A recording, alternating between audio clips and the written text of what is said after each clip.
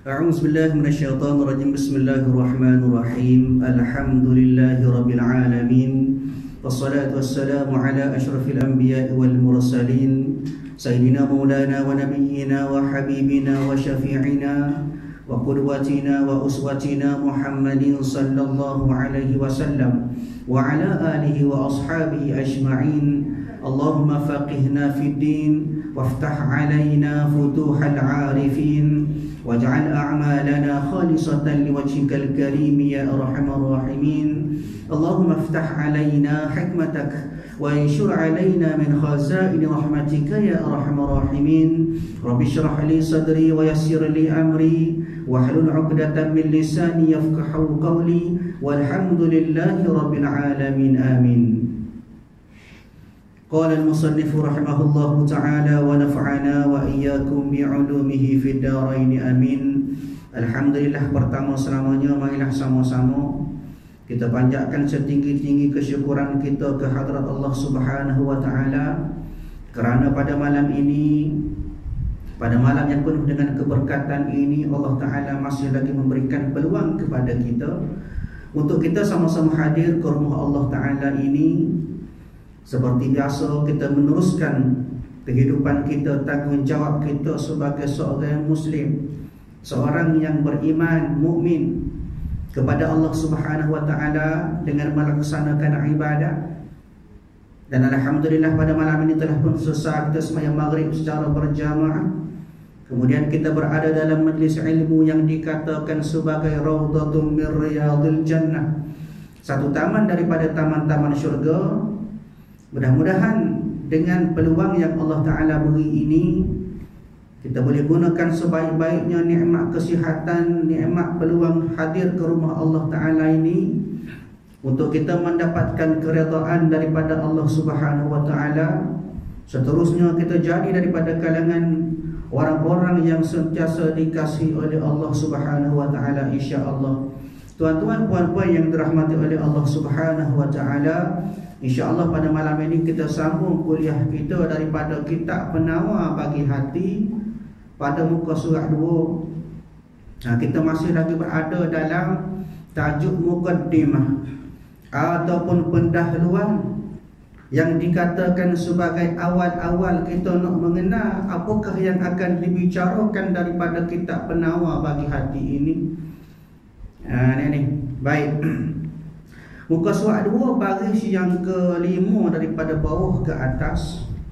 Seperti mana telah pernah kita sebut pada kuliah sebelum ini, sesungguhnya ilmu fardu ain yang dituntut, fardu ain maknanya fardu ataupun kewajipan bagi setiap orang, juga dikatakan sebagai setiap mukallaf. Setiap manusia yang dipertanggungjawabkan oleh Allah Ta'ala untuk jadi khalifah atas muka bumi ini. Maka ilmu fardu ain dia ada 3.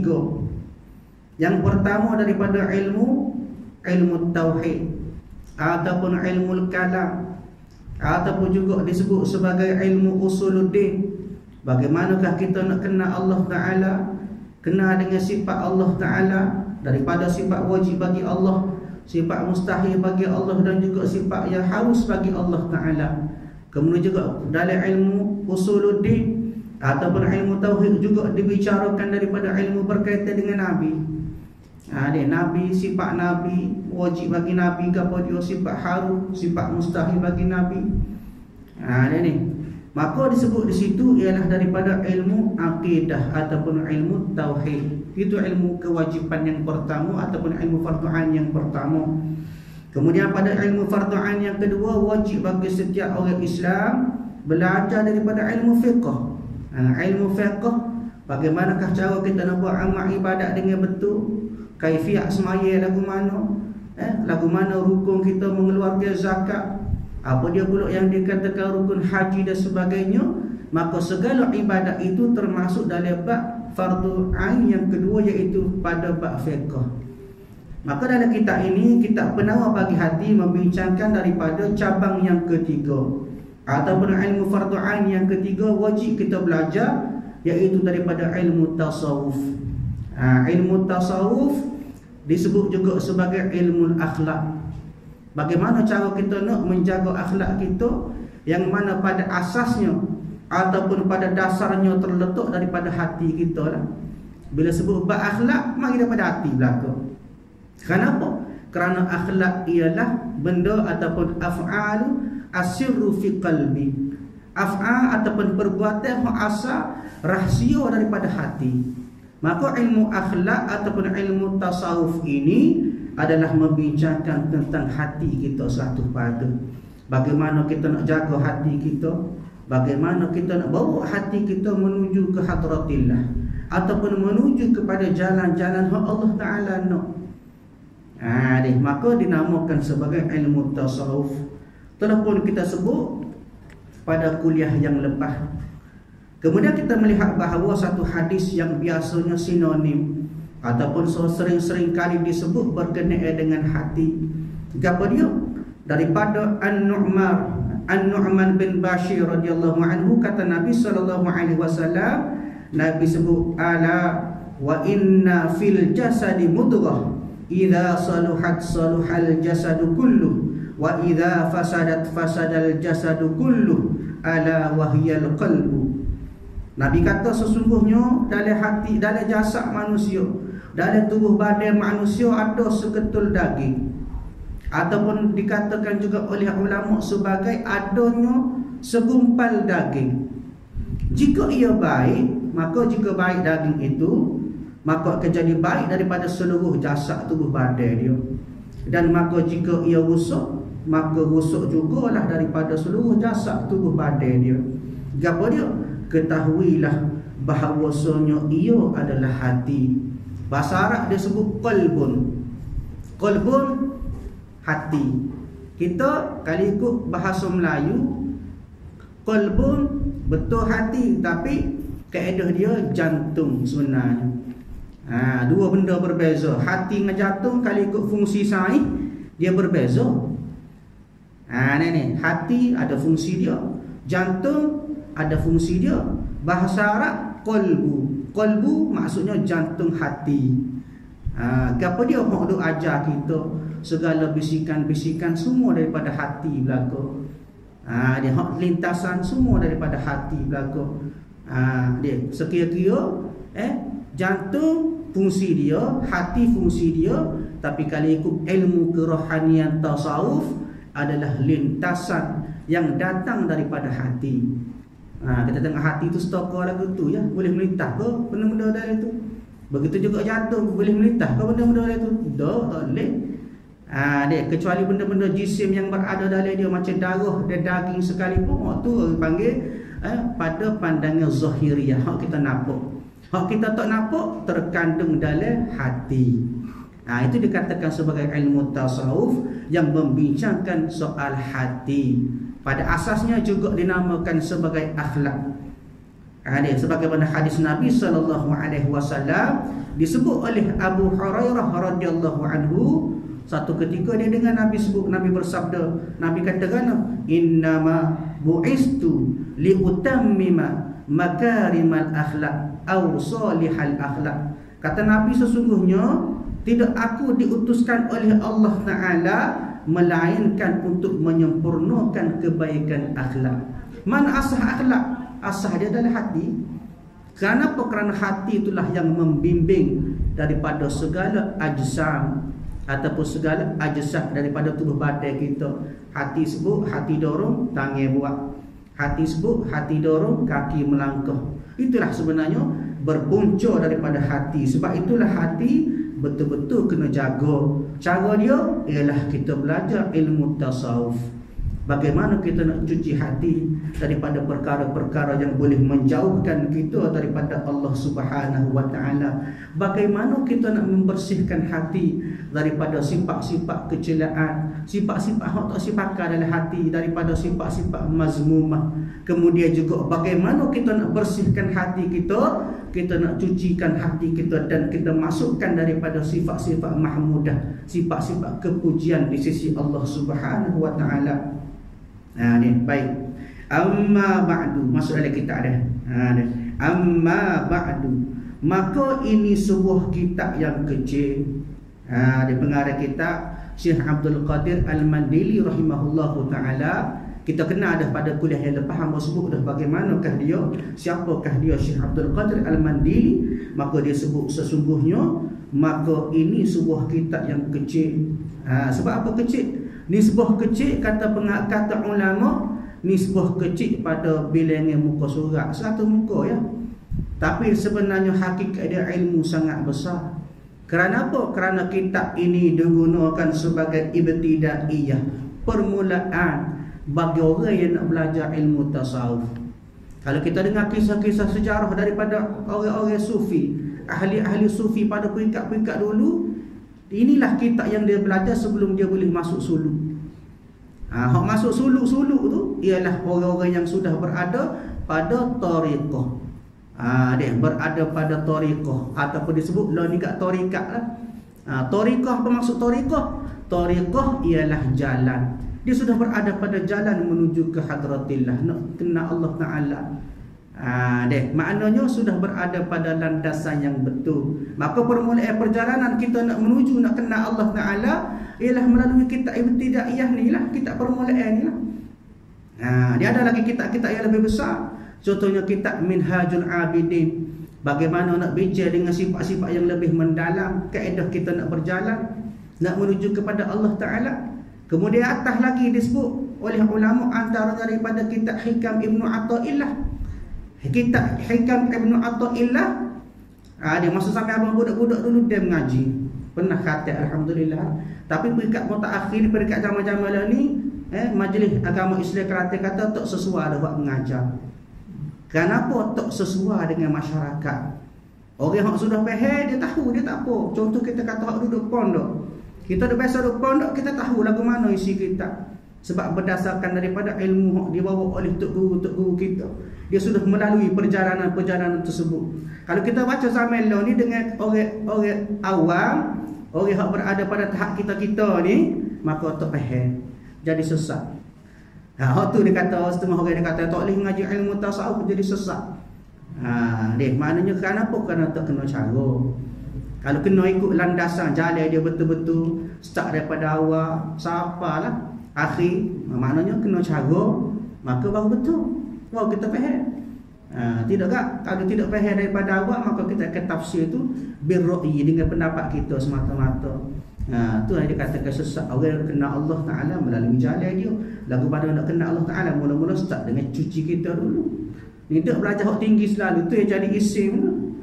Kapul lain lah, kapul ni alhamdulillah bagus belakang. Ayatnya tuan-tuan, bermula daripada kitab inilah yang dikatakan kitab ibtidaiyah, kitab permulaan bagaimana kita nak menuju ke hadratillah dengan cara kita nak cuci diri kita dulu. Situ asas dia. Dia pada permulaan ilmu tasawuf, maknanya kitab ini sebagai permulaan. Kita nak belajar ilmu tasawuf, kena belajar asas dia. Dan kitab inilah yang mengajar kepada kita, wayahwi kepada kita bahawa tentang ilmu-ilmu asas dalam bab ilmu tasawuf. Hamba himpunkan dia, maknanya himpunkan oleh pengarang kepada kita kerana peringatan bagi hamba sendiri. Hal ni sifat tawaduk bagi pengarang. Dia kata buat kitab, kita tulis kitab ni sebagai peringatan kepada diri sendiri dan bagi sekalian saudara-saudara yang baru belajar. Maknanya peringkat awal, di sinilah asasnya. Jangan duk gaduh belajar kitab hak besar-besar. Kita punya kitab nipis lekeh. Buku kitab penawar. Apa tahu tu belajar dah kitab cuci hati, tak belajar lah kitab penawar bagi hati. Nak belajar tinggi lalu tak kena. Pasal asas tu tak betul tu. Di maknanya bagi orang yang baru-baru belajar, baru-baru nak kenal, bukan maksud baru nak kenal Allah dah. Kadang-kadang kita ni daripada kecil agama Islam dah. Sampai ke umur tua sekalipun masuk lagi beragama Islam, dia isi tu tabing dengan Islam. Tapi hakikatnya kita tak kenal Allah Ta'ala. Ini kita tak bersih lagi hati kita, tak cuci lagi. Hati kita sentiasa ada gangguan-gangguan yang menyebabkan kita jadi jauh daripada Allah Ta'ala. Sebab tu kena bersih hati. Ini. Dan hamba namakan akan dia, makna akan kita ini apa dia? Dengan penawar bagi hati. Pada menerangkan barang wajib dibersihkan daripadanya, maknanya dibersihkan daripada hati itulah. Belajar lagu mana cara nak cuci hati, dan dihiasi dengan dia, makna dihiasi, diperindahkan, dibersihkan, disucikan dengan dia, dengan hati itu akan segala hati, dan hamba sebut di dalamnya akan satu pendahuluan dan tiga kitab. Maksudnya dalam kitab ini dia akan ada 4 bahagian.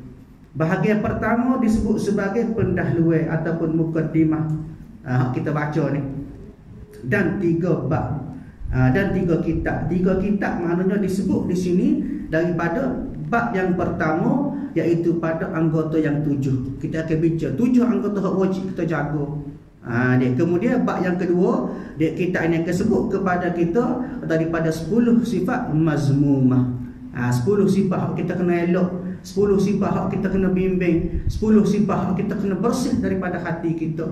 Kemudian pada bab yang ketiga, bab yang terakhir, akan disebut pula 10 bab daripada sifat mahmudah. Bila kita buai dah segala kotoran-kotoran, kita buai, kita singkirkan daripada segala sifat-sifat mazmumah, maka masa tu kita nak hiasi, kita nak ganti pula dengan sifat mahmudah. 10 daripada sifat mahmudah akan disebutkan dalam kitab ini.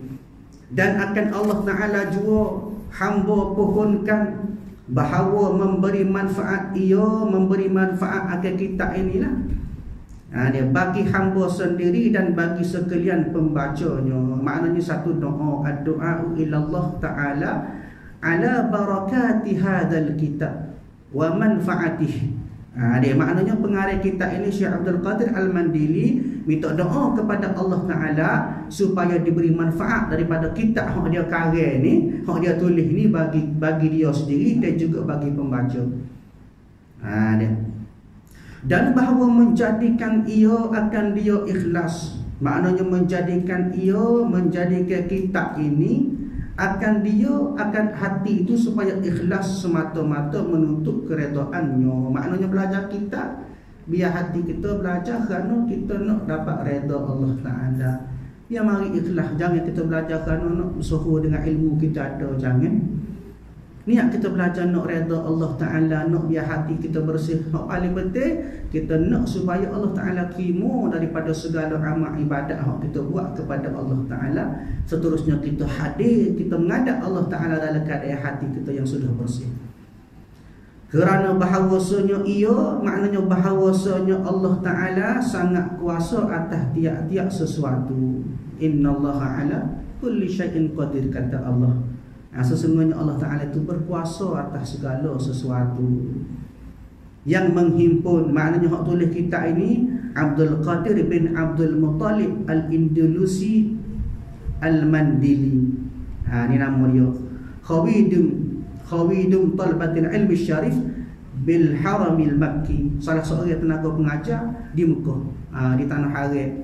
Antara salah seorang orang daripada orang Tanah Jawi, daripada Nusantara, hak boleh mengajar di Mekah dia lah. Dia Makkatul Mukarramah. Dia siap karya kitab ni mana? Makkatul Mukarramah. Kitab ni dia siap karya masa dia duduk Mekah pada tanggal 7 bulan Rejab, 7 hari bulan Rejab tahun 1378 Hijrah. Maknanya 1378 hingga tahun ni 2020. Dia umur kitab ni lebih kurang 64 tahun. Kalau kerja kaji pacing dah. Ni noyaknya lama, tapi oleh kerana berkat kitab ini, sapala ni antara dijadikan sebagai salah satu daripada kitab ataupun sukatan wajib kalau kita belajar pondok. Kitab asah kita belajar pondok, dia masyarakat umum pun tahu.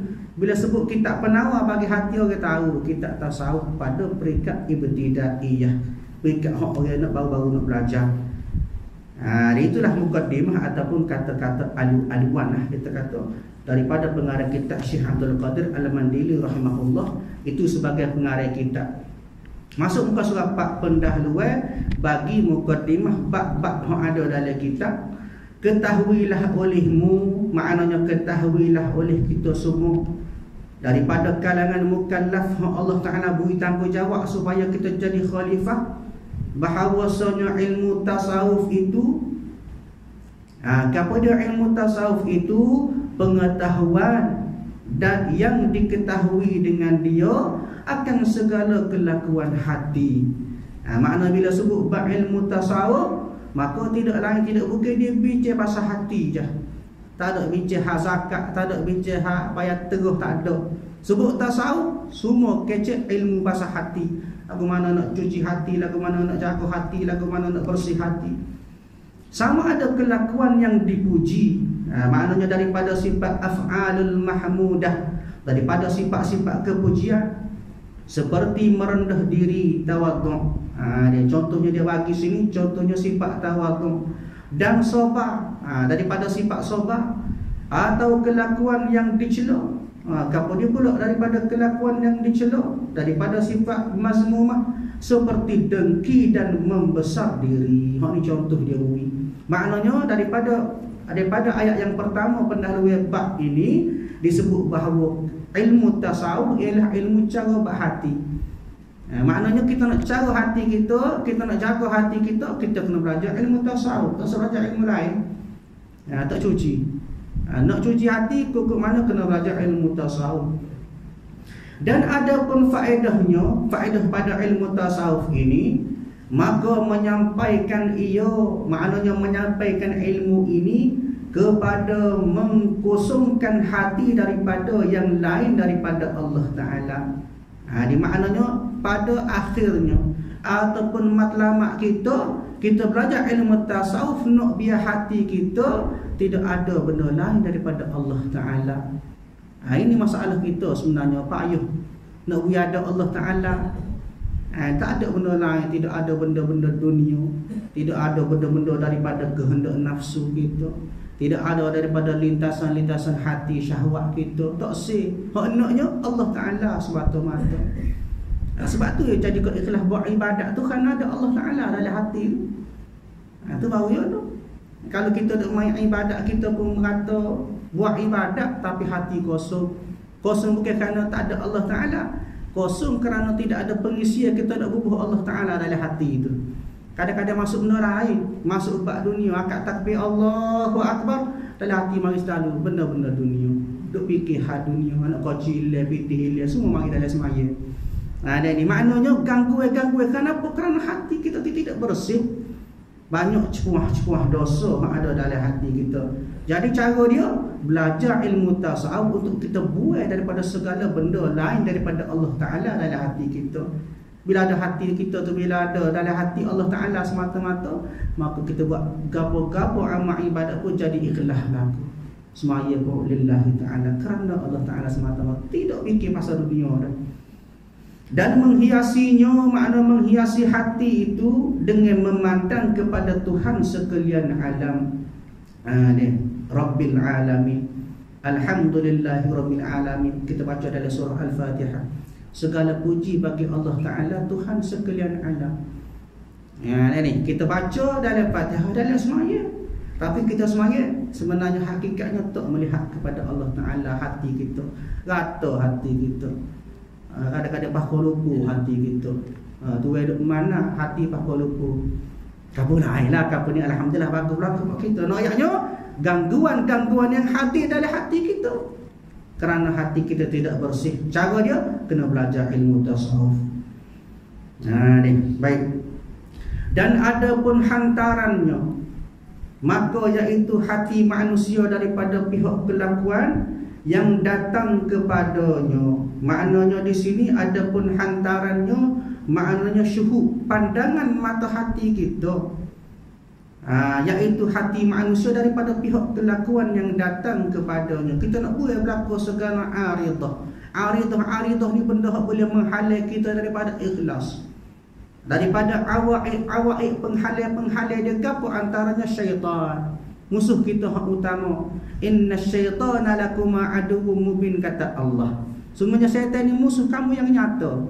Kita tahu tapi tak turut betul. Dia Quran ada sebut sama, semuanya syaitan tu musuh kita. Kita tahu tapi galik-galik dia turut syaitan. Ini nak ayatnya pandangan hati kita tu tidak kepada Allah Ta'ala, menyebabkan hati kita tu hanya mengikut benda-benda yang aridah, benda-benda hampir kepada kita daripada segala gangguan, daripada dunia, daripada syaitan, daripada hawa nafsu, kadang-kadang daripada manusia sendiri pun ada sebagai gangguan-gangguan kita, anak isteri pun ada sebagai gangguan. Bahkan semua itu dianggap sebagai ujian dalam kita nak beribadat ataupun nak ikhlas kepada Allah Ta'ala. Jadi bila kita belajar ilmu tasawuf, kita boleh menyisihkan. Bukan maksud kita buat terus dah. Kadang-kadang benda tu penting dalam hidup kita. Anak kita, isteri kita, harta kita, semua penting. Tapi bagaimana kita membezakan hak-hak Allah Ta'ala daripada hak-hak manusia. Bila buat ibadat hanya untuk Allah Ta'ala, tak tepi belakang benda-benda lain. Jangan campur hikmat dunia, kehidupan dunia kita. Ada gangguan-gangguan dia, tapi dalam ibadat kita kepada Allah Ta'ala nak biar khalis, biar bersih, biar ikhlas semata-mata kerana Allah Ta'ala. Dan ada pun hukumnya, maknanya hukum belajar ilmu tasawuf ini maka fardu ain atas tiap-tiap yang berakal lagi sampai umur. Maksud fardu ain maknanya wajib atas setiap orang, bukan demo ya. Kawin pun wajib, demo pun wajib. Gitulah dari segi banding. Ayatnya semua benar.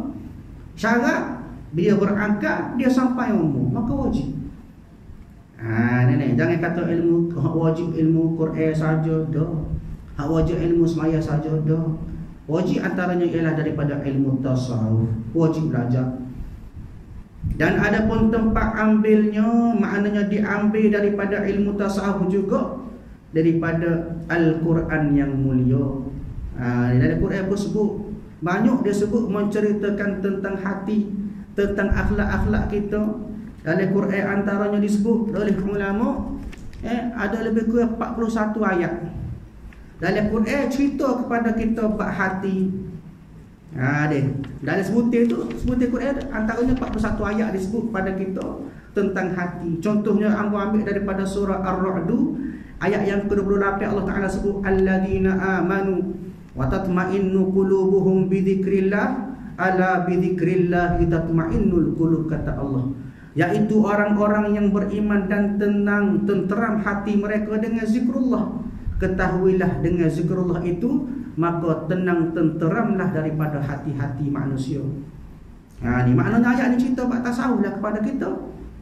Jangan kata ilmu tasawuf tak ada. Ada. Bila Quran sebut pada kita bagaimana tentang hati kita, maka ilmu tasawuf. Begitu juga disebut surah Anfal ayat ke-10, surah Al-Maidah ayat 113, surah An-Nahl ayat 106, surah Al-Qasas ayat 10. Banyak. Dan juga ayat-ayat yang lain kata ulama ada lebih kurang 41 ayat sebut tentang hati. Dan di sini aku nak sebut salah satu daripada ayat yang menjadi salah satu model kepada kita. Salah satu ayat yang kita boleh jadi sebagai satu panduan. Apa dia? Allah Ta'ala sebut surah Al-Anfal ayat yang kedua, Allah Ta'ala kata innamal mu'minuna alladzina idza dzukirallahu wajilat qulubuhum wa idza tuliyat alaihim ayatuhu zadatuhum imana wa ala rabbihim yatawakkalun, kata Allah. Sesungguhnya orang-orang yang beriman, orang yang sempurna iman dia dalam hati dia tu, apa dia? Bila mana disebut nama Allah Ta'ala, maka getar, gementar hati-hati mereka, jadi takut. Bila sebut Allah, jadi takut hati, jadi getar. Hati rasa bukan setakat hati, tubuh jadi getar. Bahkan ayat ini kata ulama bila dibaca daripada sahabat-sahabat jadi risau. Si takut dia. Bergetar hati-hati dia, disebut tentang Allah Ta'ala, maka getar hati dia. Dan maka apabila dibaca kepada mereka daripada ayat-ayat Allah Ta'ala, maka mereka bertambah keimanan. Dan kerana mereka kepada Allah jualah mereka berserah. Ini antara kehebatan orang-orang yang hati dia kumah. Hati dia sudah ada Allah Ta'ala semata-mata. Disebut pasal Allah Ta'ala, maka jadi takut selalu. Jadi takut, hati jadi getar, gementar, kecil pala-pala kalau kita bangsa kita kan. Takut, nyusuk. Kenapa? Kerana hati mereka hanya sudah ada ketakutan semata-mata kerana Allah Ta'ala, tidak ada benda lain. Biasa apa lagu tu hati kita. Ni kadang-kadang kita bunyi bel dalam Allahu Akbar, Allahu Akbar, tak jawab. Buat tak dengar, hak tidur tu kau tidur. Tambah-tambah bel subuh. Buku selimut ujar-ujar deh. Kita sepatut bila dengar Allah Ta'ala, sebut nama Allah Ta'ala, bila dilaungkan azan sebut nama Allah, kita jadi takut, bergegah kita. Tapi dah, kerana apa? Itu sebagai satu tanda bahawa hati kita tidak ada rasa takut kepada Allah Ta'ala. Jadi tuan-tuan, puan-puan yang dirahmati oleh Allah Subhanahu Wa Ta'ala, mudah-mudahan daripada kalangan kita semua, termasuk daripada kalangan orang yang takut kepada Allah Ta'ala, seterusnya daripada kalangan orang-orang yang dapat menjadikan hati daripada bersih semata-mata kepada Allah Ta'ala. Dan hadis Nabi SAW, makna ilmu tasawuf juga diambil daripada hadis Nabi SAW, dan namanya, adapun namanya ilmu tasawuf. Maknanya khulasah ataupun kesimpulan daripada mukaddimah pada bab ini menceritakan kepada kita bahawa ilmu tasawuf ialah bagaimana nak membicarakan tentang hati kita, bagaimana nak bersih hati, bagaimana nak hiasi hati daripada sifat-sifat hak taksir, kita ganti dengan sifat-sifat hak mahmudah, kepujian di sisi Allah Subhanahu Wa Ta'ala. Insya-Allah bila mana hati kita sudah bersih, maka senanglah kita nak meletakkan Allah Subhanahu Wa Ta'ala dalam hati kita. Mudah-mudahan kuliah kita pada malam ini memberi pengalaman dan memberi perkongsian kepada tuan-tuan puan-puan yang hadir pada malam ini. InsyaAllah kita sambung kuliah pada minggu akan datang, kuliah akan datang. Dan ketahuilah olehmu bahawasanya maksud daripada ilmu tasawuf itu wallahu a'lamu bis-shawab. A'udzubillahi minasyaitonirrajim. Bismillahirrahmanirrahim. Alhamdulillahirabbil alamin. Wassalatu wassalamu ala asyrafil anbiya'i wal mursalin wa ala alihi wa ashabihi ajma'in. Allahumma inna nas'aluka ridhaka wal jannah wa na'udzubika min sakhatika wan nar. Allahumma innaka 'afuwun karimun tuhibbul 'afwa fa'fu 'anna wa 'an walidina wa 'an jami'il muslimina wal muslimat wal mu'minina wal mu'minat bi rahmatika ya arhamar rahimin. Rabbana atina fid dunya hasanah wa fil akhirati hasanah wa qina 'adzaban nar. Wa sallallahu ala sayyidina Muhammad wa ala alihi wa ashabihi ajma'in walhamdulillahi rabbil alamin.